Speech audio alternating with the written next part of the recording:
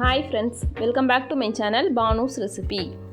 இன்றைக்கி நம்ம வீடியோவில் மதுரை ஃபேமஸ் பன் பரோட்டா எப்படி செய்கிறதுன்னு பார்க்க போகிறோம். ஃபஸ்ட்டு நம்ம பரோட்டாக்கு மாவு பிசைஞ்சிட்டு அதை ஒரு 3 மணி நேரம் போல் நல்லா ஊற வைக்கணும். அப்போ தான் பரோட்டா நல்லா சாஃப்டாக வரும். ஒரு பவுல் எடுத்துருக்கேன். அதில் ஃபஸ்ட்டு ஒரு முட்டையை சேர்த்துக்கிறேன். கொஞ்சம் உப்பு, 1 ஸ்பூன் சர்க்கரை, 1 கப் பால், இது எல்லாத்தையும் சேர்த்து நல்லா பீட் பண்ணிக்கலாம்.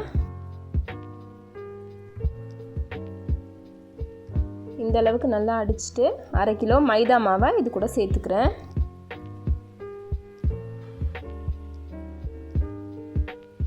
இப்போது 1 ஸ்பூன் எண்ணெய் சேர்த்து நல்லா மிக்ஸ் பண்ணிக்கலாம்.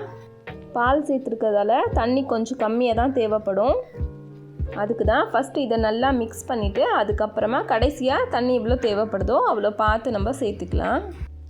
நம்ம எவ்வளோ நல்லா மிக்ஸ் பண்ணுறோமோ பரோட்டா அவ்வளோ நல்லா சாஃப்டாக இருக்கும்.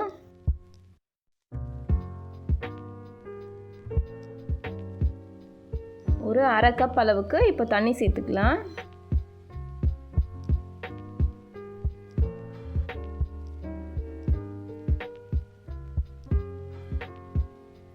நல்லா மிக்ஸ் பண்ணியாச்சு. மாவு கரெக்டான பதத்துக்கு வந்துடுச்சு. மேலே கொஞ்சம் எண்ணெய் தடவிட்டு ஒரு மூடி போட்டு இந்த மாதிரி மூடி ஒரு 3 மணி நேரம் இது இருக்கட்டும், நல்லா ஊறட்டும். நல்லா ஊறிடுச்சு. இப்போ நம்ம பரோட்டா விரிக்க ஆரம்பிச்சிடலாம். பாருங்கள், மாவு ரொம்ப சாஃப்டாக வந்திருக்கு. இந்த மாதிரி ஒரு க்ளீனான சர்ஃபேஸில் கொஞ்சம் ஃபஸ்ட்டு எண்ணெய் தடவிக்கோங்க. இப்போ ஊற வச்ச மாவை எடுத்துக்கிட்டு சின்ன சின்ன உருண்டையாக உருட்டி எடுத்துக்கலாம்.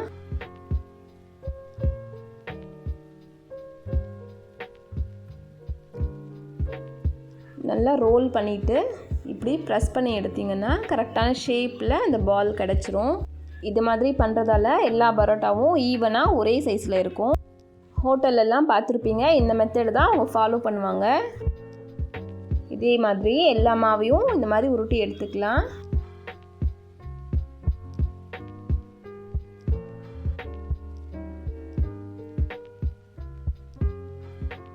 நம்ம ஒன்றா வீசுறதுக்குள்ளே இந்த மாவு காஞ்சிரும். அதனால் மேலே கொஞ்சம் நல்லா இந்த மாதிரி எண்ணெய் அப்ளை பண்ணிக்கோங்க.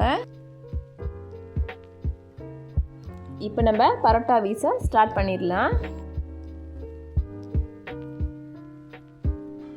பொறுமையாக எவ்வளோ மெலிசாக தேய்க்க முடியுமோ அவ்வளோ மெலிசாக தேய்ச்சிக்கோங்க. அப்போ தான் நல்லா லேயர்ஸ் வரும்.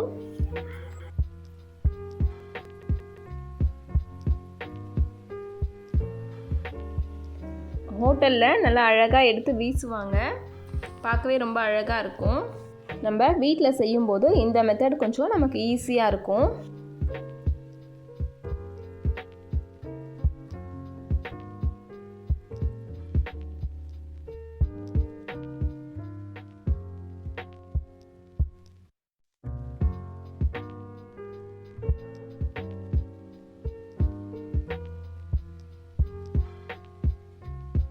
இந்த மாதிரி மெல்லிசாக தேய்ச்சிட்டு ஒரு பக்கமாக இப்படி எடுத்து ஃபஸ்ட்டு வி ஷேப்பில்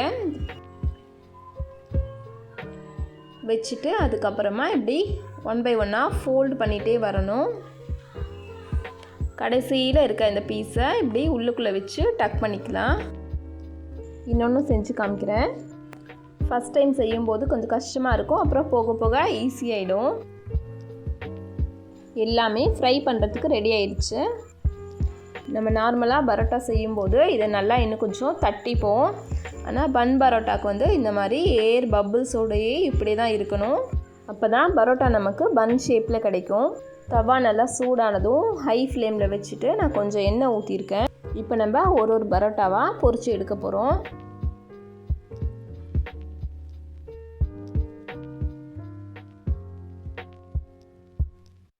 இந்த பரோட்டா கொஞ்சம் திக்காக இருக்கிறதால வேகிறதுக்கு கொஞ்சம் டைம் எடுக்கும்.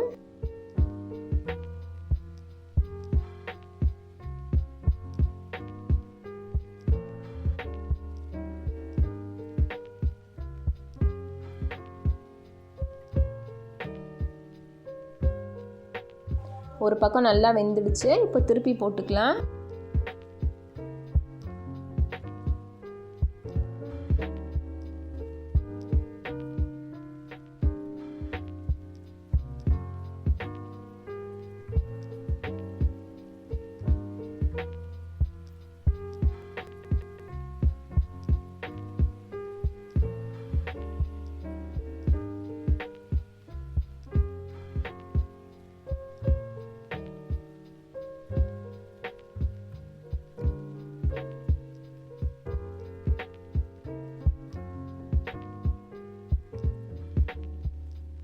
இப்போது 2 பக்கமும் நல்லா வெந்துடுச்சு பாருங்கள், நல்லா கிறிஸ்பியாக ஆயிடுச்சு மேலே.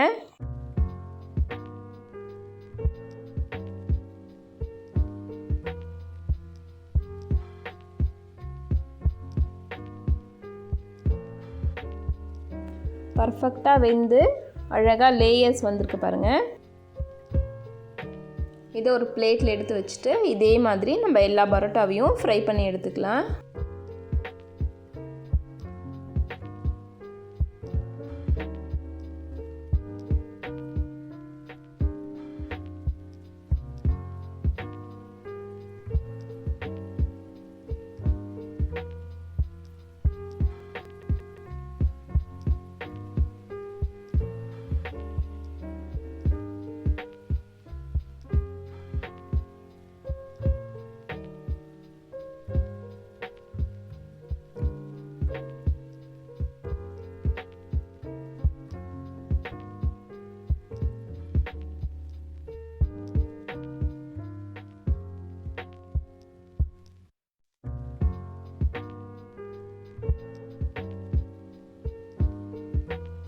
பர்ஃபெக்டான டேஸ்டியான பன் பரோட்டா ரெடி ஆயிடுச்சு.